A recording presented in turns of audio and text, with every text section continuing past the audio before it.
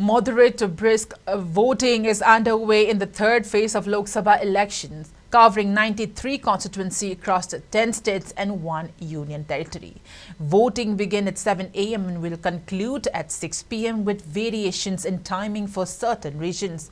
Batul constituency in Madhya Pradesh, originally scheduled for the second phase, is voting in this phase due to rescheduling.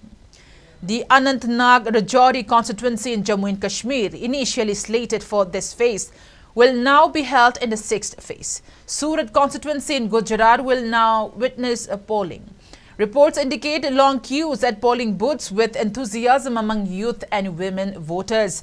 Over 1,331 candidates, including prominent figures like Amit Shah and Digvijay Singh, are contesting. With over 18.5 lakh polling officials and more than 17 crore eligible voters, the Election Commission has ensured necessary arrangements for a smooth voting experience.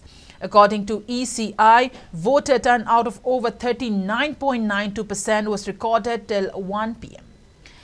In 93 constituencies spread over 11 states and union territory, Assam witnessed 45.88%, 36.69% in Bihar, 46.14% in Chhattisgarh, 49.04% in Goa, 37.83% in Gujarat, 41.59% in Karnataka, 44.67% in Madhya Pradesh, 31.55% in Maharashtra, 38.12% in Uttar Pradesh, 49.27% in West Bengal, and 39.94% in Dadra and Nagar Haveli and Daman and Diu.